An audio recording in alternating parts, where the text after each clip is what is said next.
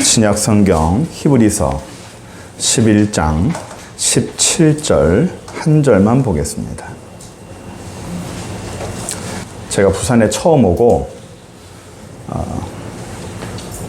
여러 가지 수영로 행사일 때 부산 경남 지역에서 한 몇 교회만 선택해서 이렇게 교회에서 도와주는 게 있었는데, 저희가 반여동에 있을 때 저희 두 교회가 이제 선택이 돼서 그때 정필도 목사님이 오셔가지고 설교하실 때 이 정도로 온 것 같아요.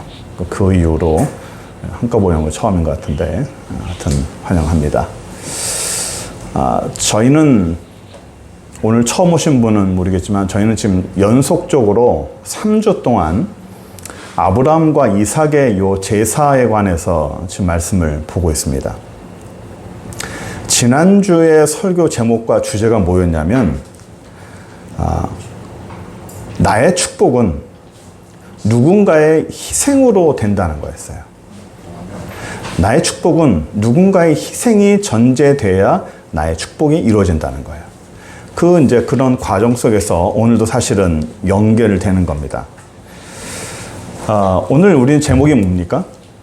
네, 아시지요? 하나님 알고 있습니까? 라는 겁니다. 아브라함이 이삭을 하나님께 바치는 과정 속에서 우리는 성경을 볼 때 많은 분들이 이제 실수하고 자주 하는 습관이 뭐냐면, 제3자적인 관점으로 관찰자 입장에서 성경을 본다는 거예요. 성경을 볼 때는 항상 그 사람이 돼야 되고 그 성경 안으로 들어가야 됩니다. 그래야 그 성경이 하나님의 말씀이 이해가 돼요. 오늘 우리가 좀 집중을 해야 되는 것은 뭐냐면, 우리 여기 여자분도 계시고 어머니도 계시고 아버지 계시지만, 아버지의 마음, 아브라함이 어떤 마음도 있지만 그 아브라함이 아비로서의, 한 아들의 아버지로서의 마음을 한번 여러분들이 좀 집중을 해서 그 마음을 좀 봤으면 하는 겁니다. 아브라함은요, 믿음으로 하나님께 인정받는 사람이죠. 우리가 다 알고 있어요. 근데 그렇게 인정받기까지 오늘 아브라함이 이삭을 모리아산에서 하나님께 바치는 그런 과정이 있단 말입니다. 우리는 그거를 아브라함이 믿음이 있으니까 바쳤고 인정받았겠지라고 생각을 할 수 있는데, 사실 그 이삭이 내 아들이라면, 실제로 내 아들이고 내 딸인데, 하나님이 어느 날 내 딸에게, 내 아들에게 너 네 아들 죽일 수 있어? 네 딸 죽일 수 있어? 라고 한다면, 지난주에도 제가 설교했지만 뭐라고 반응하냐면, 사단아 물러가라. 어디서 하나님 흉내내고느냐? 하나님은 그런 분 아니다. 사단아 물러가라. 이렇게 할 거라고요. 만약에 그게 진짜라면 차라리 날 죽여라. 그죠? 이게 우리 모든 부모님들의 공통적인 마음이에요. 내가 죽고 말지 왜 내 아들을, 내 딸을, 응? 이게 사실은 모든 부모님들의 공통적인 거예요. 근데 우리가 여기서 생각해야 될 건 뭐냐면, 아브라함이 믿음으로 바쳤다 하지만 사실 그 마음이 어떻게 했냐고요. 예? 어쩔 수 없이 하지만 그 마음이 어떠한 마음으로 그 과정 속에 그 아버지의 마음은요, 무너지는 겁니다. 너무 아픈 거예요. 아들을 데리고 모리아산으로 갑니다. 아들은 모르지만 아버지는 알아요. 그 가는 길이 죽으러 가는 길입니다. 내 아들을 죽이러 가는 길이에요. 이 속이요, 다 타들어가요. 다 망가집니다. 세상에 어느 부모가 마음 상하지 않는 부모가 어디 있겠습니까? 그런데요, 여러분 산에 가시면 오래된 나무일수록 그 검은 옹이 있죠, 옹이. 이게 푹 파여진 옹이에요. 시커멓게 그 파입니다. 그게 왜 그러냐면 소가리를 많이 해서 그래요. 그 안에 말 못한 상처들이 너무 많아서 옹이들이 생겨요. 저는 산에 가끔 올라가면 그런 옹이가 있는 나무를 이렇게 만져줍니다. 너도 많이 아팠구나 하고 저는 만져줍니다. 다 이렇게 옆으로 보면 다 멀쩡히 얼굴 보이죠? 근데 속에는요, 다들 이렇게 옹이들이 있어요. 이삭이 어떻게 이렇게 축복받았어요? 이삭 성경에 보면 이삭에 대한 내용이 얼마 없어요. 근데 이삭은 막 축복받고 거부가 되고 난리 납니다. 뭐 때문에요? 그 아버지의 희생이 있는 거예요. 그 아버지의 아픔이 있어요. 우린 단순히 그거를 믿음이라고 뭐 퉁친다고 하지만 그 아버지가 무너지는 가슴, 그 아픔, 그거를 안고 그 자기 자신을 이삭에게 갈아 넣었기 때문에 그 이삭이 축복을 받은 거예요. 그러니까 자식이 축복받는 것은 그 자식이 잘해서가 아니라 나의 희생과 나의 고통을 수반이 되면 그 사람은 축복을 받아요. 내가 기도를 많이 해서, 기도 많이 하면 되겠죠. 기도 많이 하는 게 아니라 기도가 고통입니다. 고통입니다.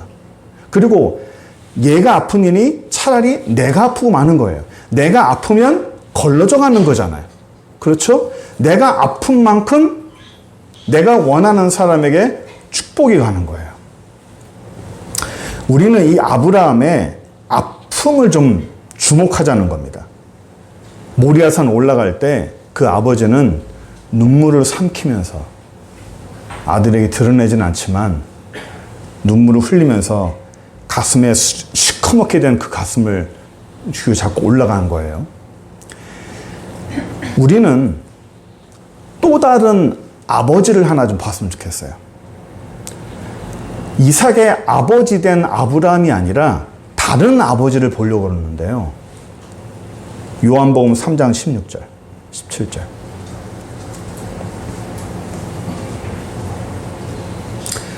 하나님이 세상을 이처럼 읽어보세요. 사랑하사 독생자를 주셨으니 이는 그를 믿는 자마다 멸망치 않고 영생을 얻게 하려 하십니다.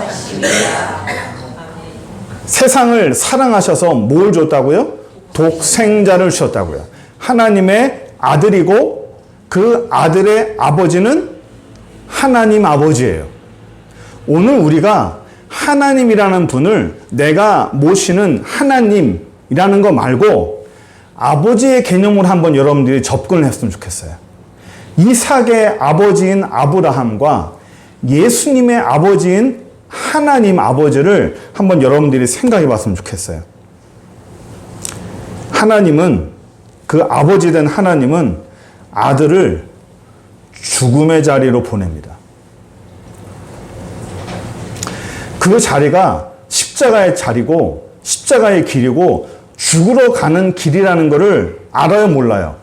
압니다. 아는데 그 아버지는 그 아들을 죽으러 가는 그 길을 보내는 거예요. 만약에 제가, 그럴 리는 없겠지만 제가 예수님의 아버지라면요, 누군가 저들을 위해서 죽어야 되고 누군가 저들을 위해서 대신 희생해야 된다면 누군가는 죽어야겠지. 그러나 내 아들 빼고 이렇게 할 것 같아요. 내 아들 빼고 누군가는 죽어. 하지만 내 아들은 안 돼. 라고 할 것 같아. 그게 아버지의 마음 아닌가요?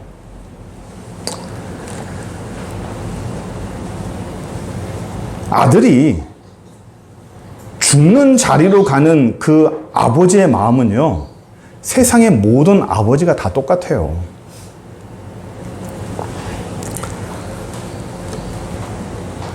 여러분들에게 문제 하나 드릴게요.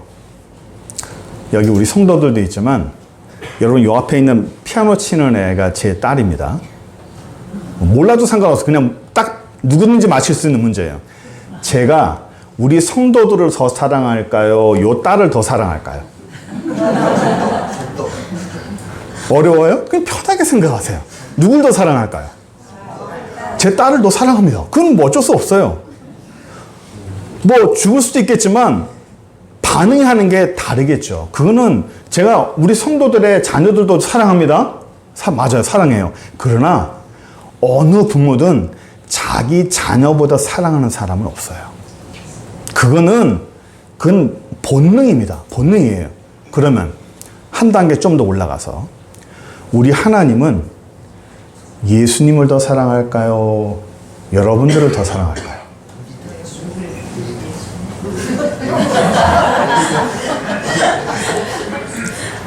예수님을 더 사랑합니다. 이게 거쳐져야 그 다음 단계가 풀립니다. 하나님은 우리를 더 사랑하기 때문에 예수님을 죽인 거 아닌가요? 아니에요. 우리가 정말 많이 오해하고 있는 게 있어요.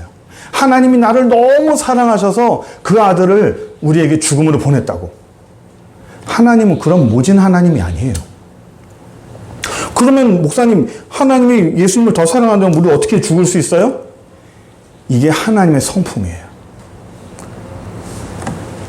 하나님은요, 우리가 잊지 말고 우리가 놓치지 말아야 될 하나님의 중요한 성품 중에 하나가 있는 건데, 하나님은 어떤 중요하고 사랑하고 정말 가치가 낮은 자, 아무것도 아닌 자를 구원하기 위해서, 그를 살리기 위해서 내가 가장 사랑하고 귀한 사람을 희생시켜요.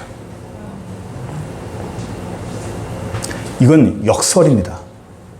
성경을 보면요, 창세기부터 요한계시록까지 하나님의 성품이 그대로 드러나 있어요. 그거는 지금도 똑같아요. 하나님은 저 낮은 자리에 정말 아무것도 아닌 가치가 없는 그 사람과 자리와 그 무리를 위해서 가장 가치 있고 가장 사랑하는 사람을 희생시킵니다. 하나님이 가장 사랑하는 사람은 누구냐면, 가장 사랑하는 아들이 바로 예수님이에요. 저하고 여러분들은요, 뭘로 만들어졌어요? 흙으로 만들어졌죠. 정확히는 먼지, 더스트예요. 사람이 오래돼서 죽으면요, 먼지가 이렇게 몽글몽글하게 맺혀 있어요. 그 자리에. 사람들이 싸우는데 누가 싸우는 거예요?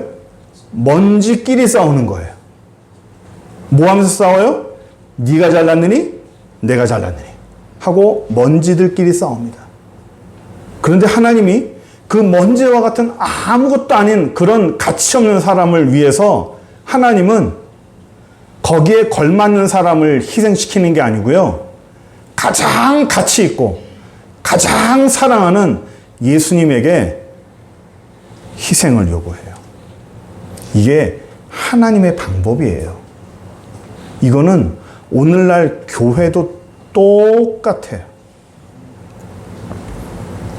하나님이 어떻게 나한테 이런 일을 시켜?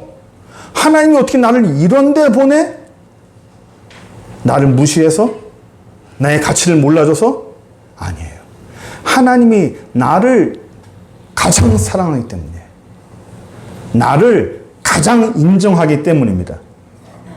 아멘. 그 엄청난 이 세상 사람을 사랑하기 위해 한 사람 희생해야 되는데, 그 희생하는 당사자를 자기 아들을 시키는 거예요. 하나님이니까 그랬나 보다 라고 쉽게 생각하겠지만, 마태복음 27장 50절 한번 봅시다. 예수께서 다시 크게 소리 지르시고 영혼이 떠나가시니라. 십자가죠. 그 다음 절 61절 51절. 이에 성소 휘장이 위로부터 아래까지 찢어져 둘이 되고 땅이 진동하며 바위가 터졌어요. 저는 이게 하나님의 눈물이라고 저는 생각합니다.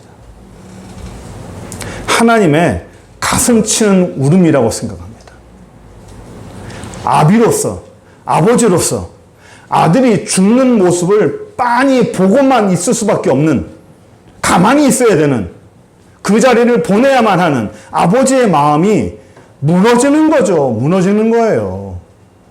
세상에 어느 아비가 안 웁니까?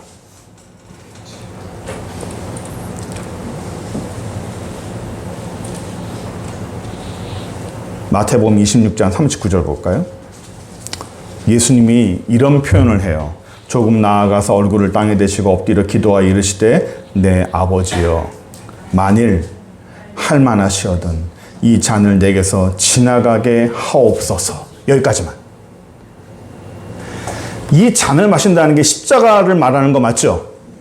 이거를 지고 싶다는 거예요? 벗어나고 싶다는 거예요? 예? 벗어나고 싶다는 말입니다. 꼭 해야 되겠습니까? 꼭 해야 되겠습니까? 너무 고통스러운데 이 길을 내가 꼭 가야 되겠습니까? 내 아들이, 내 딸이 어느 날 아버지에게 찾아와서 아빠, 나 이거 너무 힘든데 이거 도와주면 안 돼? 이거 꼭 해야 돼? 라고 한다면 그거 안 도와줄 부모가 어디 있어요? 근데 그 길을 가야 돼요. 그 길을 보내야 돼요. 여러분, 하나님 아버지의 마음이 좀 느껴지십니까?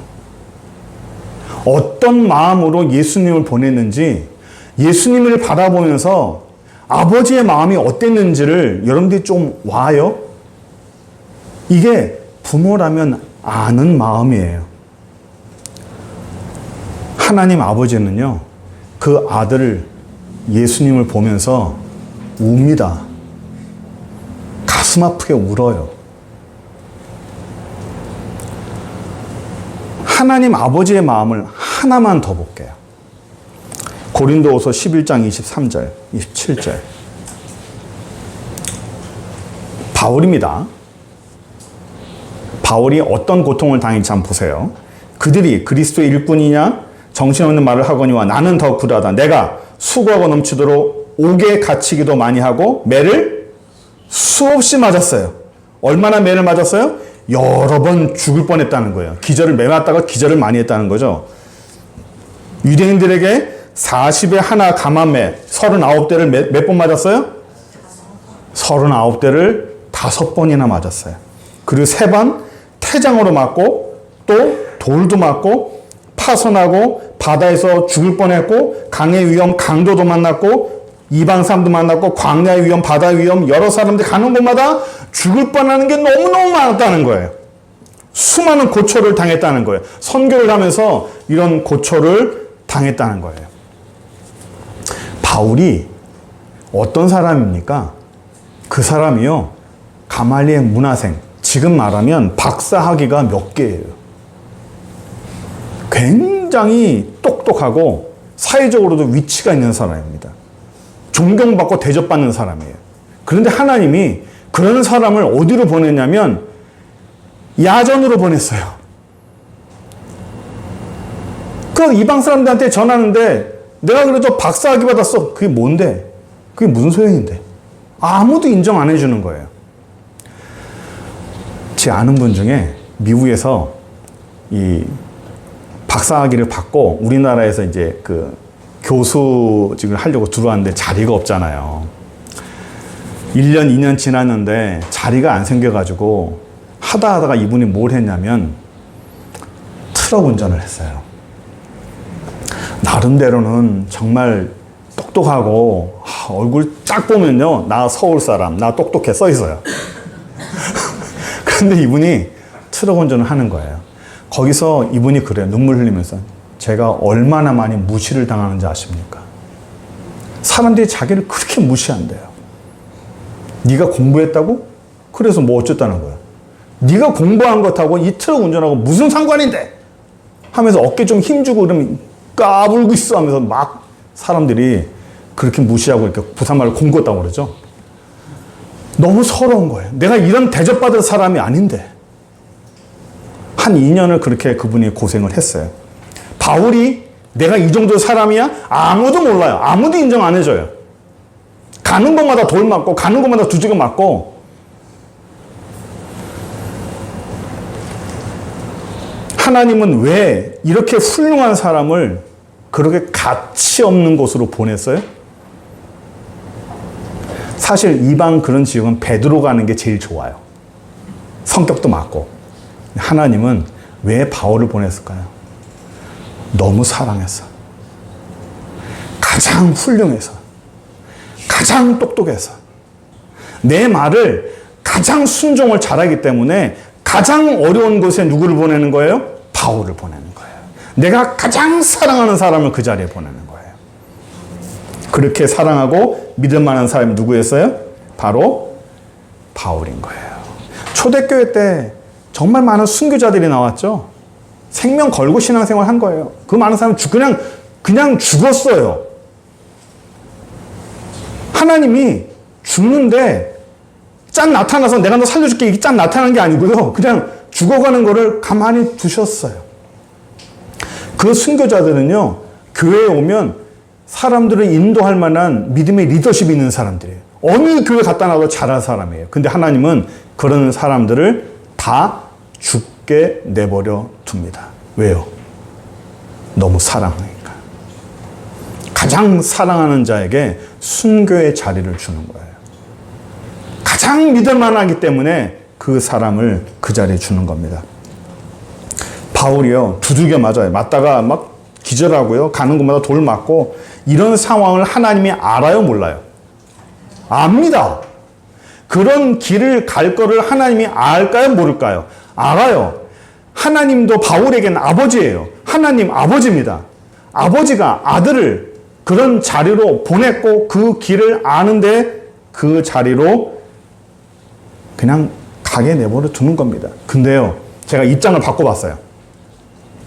제가 만약 바울의 아버지라면요, 내가 무슨 말을 할까? 내 아들이 바울과 같이 선교 나갔어요. 보낼 수 있으니까 선교 나갔어요. 근데 가는 곳마다 두들겨 맞고, 몇 번씩 죽고, 죽을 뻔하고, 병원 맞다가 병원에 입원하고, 그냥 그렇게 사는 거예요. 그러면요, 저는요, 이렇게 말할 것 같아요. 야, 이제 그만해라. 너 할 만큼 다 했어. 하나님도 너의 헌신 알고 네 희생 잘 알아. 그 정도 있으면 됐다. 네 죽으면 아무 소용없다. 거기까지만 해라. 하고 저는 들어오라 할 것 같아요.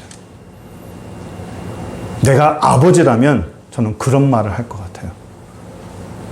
내 아들이 그렇게 고통당하는 걸 빤히 알면서 그거를 가만히 보고 있을 아버지가 누가 있냐고요. 내 자녀가 학교에서 왕따를 당했다. 맨날 두들겨 맞고 들어온다. 어느 날 너무 맞아가 병원에 입원까지 했다. 그거를 가만히 두고 볼 아버지가 누가 어디 있습니까? 나서죠. 내 아들을 보호해주고 내 아들을 가장 편안한 자리로 인도해 주죠. 그게 아버지의 마음입니다. 근데 그 고통의 길이라는 걸 알면서도 보내는 그 아비의 그 마음이 어떻게 했냐고요. 우리는 다른 건 몰라도 돼요. 오늘 시간 하나님 아버지의 그 마음을 조금만 이해하면 돼요. 아, 하나님이 이런 마음이구나. 이런 마음이구나. 예수님을 보낼 때, 바울을 보낼 때, 십자가에 달리실 때, 바울이 수많은 고통을 당할 때, 우리 하나님은 같이 울겠구나. 지금 이 자리에 있는 저와 여러분도 동일해요. 우리가 하나님의 마음을 얼마나 많이 이해할까요? 몰라요. 모릅니다. 자식이 부모 마음을 이해합니까? 모릅니다. 몰라요. 자식이 부모 마음을 조금만 이해하고 알아주잖아요? 그런 사람을 뭐라 그래요? 효자라 그래요. 효자라 그래요. 우린 오늘도 사실은 이 자리에 앉아 있잖아요. 여러분들은 잔머리 써서 편하게 도망갈 수도 있고요. 편하게 살 수 있어요. 네? 이 멀리까지 와서 모르는데 와가지고 뭐 하는 건지 막 주차하기도 힘들고 이렇게 왔어요. 예배 드렸어요. 쉬워요, 어려워요? 내가 가던 길이 아니면 어려운 거예요. 네? 특히 이제 좀 큰 교회에 있다가 작은 교회 오면 이것저것 불편한 게 한두 가지가 아닙니다. 근데 하나님은요, 사랑하는 자에게 편한 자리 말고 힘든 자리를 요구해요. 하나님이 정말 사랑하는 자에게는 너는 넓은 길 말고 좁은 길을 가. 나는 너에게 편한 길 말고 힘든 길을 가는 것을 원해. 남들이 다 저 길 가래? 너는 다른 길을 가. 이게 하나님이 사랑하는 자에게 보내는 메시지예요. 이거는 동서고금을 떠나서 모든 예수 믿는 자에게 동일합니다. 하나님은 정말 사랑하는 자에게 남들이 잘 안 하는 힘든 자리에, 어려운 자리에, 낮은 자리에 네가 갈 수 있겠어? 네가 할 수 있겠어? 라고 요구를 해요. 나 이거 못하는데. 나 능력도 없는데.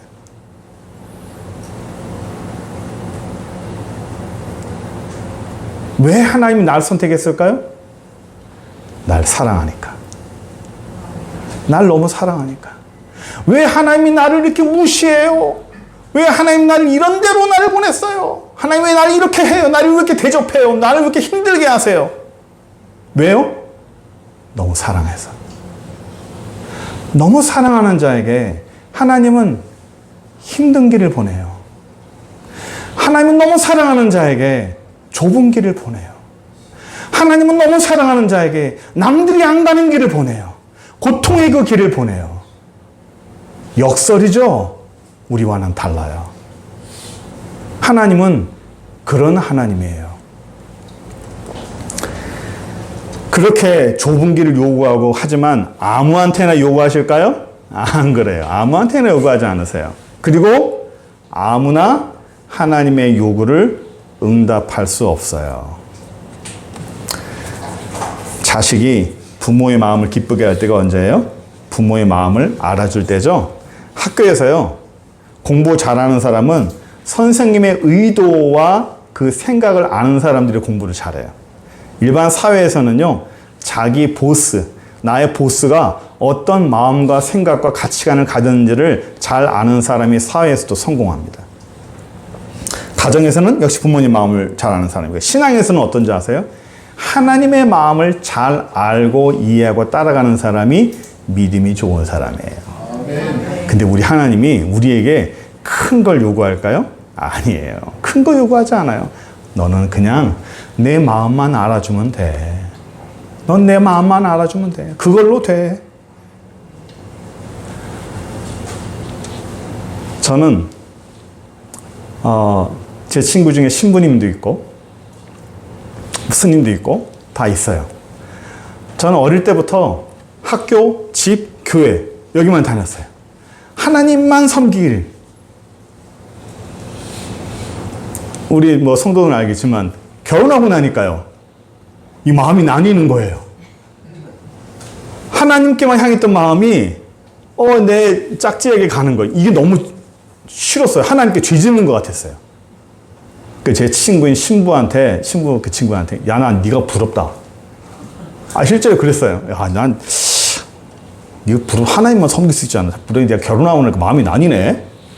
그랬더니 뭐 이런 얘기에 전에 지났는데, 시간 지나서 제 아이를 낳으니까요, 하나님의 마음이 이해가 돼요. 하나님이 이래서 우리에게 아이를 낳게 하는구나. 똑같아요. 내가 내 아이를 보는 관점과 그 마음과 하나님이 저와 여러분들을 보는 관점과 그 마음이 똑같아요. 그래서 우리는 하나님의 마음을 알 수가 있어요. 사랑은요, 내리사랑이에요. 자녀들이 부모님의 사랑을 10분의 1도 못해요. 그러나 그 10분의 1만 해도 부모들은 흐뭇한 거예요. 잘했다. 잘했다. 잘했다 내 딸아. 잘했다 내 아들아. 여러분들이 기도할 때, 살 때 나는 하나님을 잘 모르지만 하나님은 나를 잘 알까요? 모를까요? 너무 잘 알아요. 하나님은 나를 너무 잘 알아요. 내 마음을 너무 많이 이해를 해줘요. 한 가지 여러분들에게 또 하나 질문할게요. 너무 힘들고 고통스러우면 기도가 잘 될까요? 안 될까요? 우리는 알잖아요. 힘들고 고난당하면 여러분 기도하세요. 막 상식처럼 많이 들었죠? 진짜 힘들면요. 기도 못해요. 기도도요. 힘이 있어야 해요. 마음에 힘이 있어야 돼요. 예? 마음이 힘이 있어야 말도 할 수 있는 거예요. 정말 힘들면요. 기도를 어떻게 하는지 아세요? 해야 되는 건 알겠는데 앉아가지고요. 주여 하면서 그냥 울어요. 뭘 해주세요. 이렇게. 그 내용 아무것도 없어요. 그냥 주여 하고 그냥 울어. 눈물 흘려. 또는 주여 하고 한숨만 쉬어. 옆에 사람들이 쟤는 기도 안 하고 맨날 주여만 한다. 하나님이 알까요? 모를까요? 내가 기도 내용을 얘기 안 했는데 하나님이 알아요? 몰라요? 확신이 없는 것 같은데. 알아요? 몰라요? 알아요. 다 알아요. 어떻게 알아요? 하나님이니까? 자, 따라해보세요. 동일한 시간에 동일한 내용으로 동일한 감각으로 하나님이 하신다는 거예요. 이게 체율이라는 거예요. 동일한 시간에 동일한 내용으로 동일한 감각으로 하나님은 날 하세요. 내가 어떤 기도할 때 내가 아무 내용 얘기 안 했는데도 주여라고 그냥 땅에 파묻히듯이 기도해도 하나님은 다 알아요. 머리로 아는 게 아니라 온몸으로 다 알아요. 어떤 내용인지 내가 힘든 그 시기에 동일한 똑같은 시간에 똑같은 내용으로 똑같은 감각으로 하나님은 다 알고 계세요. 그래서 우리를 도와줄 수 있는 거예요. 우리와 함께 할 수 있는 거예요. 하나님의 마음, 우리가 성경 알면서 하나님을 많이 아는 사람이, 하나님을 많이 이해하는 사람이 하나님의 마음을 기쁘게 하는 거예요. 저는 고민 많이 해서 어떻게 하면 하나님을 기쁘게 할 수 있을까? 뭘 해서 안 하고가 아니에요. 그냥 하나님의 마음을 내가 이해하고 좀 알면 돼요. 그걸로 우리 하나님은 다 되는 거예요. 찬양 하나 할 텐데 어려운 거 없어요. 그냥 저 따라 하시면 돼요.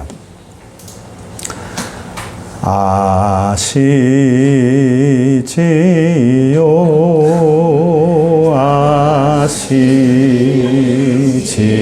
아시지요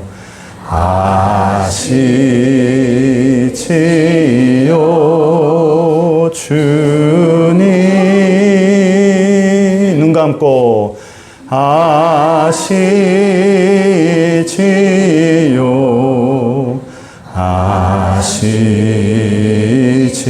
아시지요 아시지요 주님 한 번만 더 합니다. 아시지요 아시지요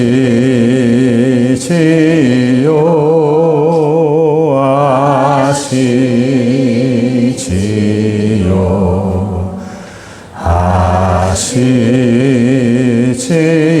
아시지요 주님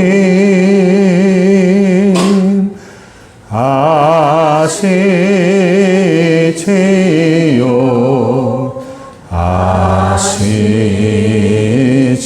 아시지요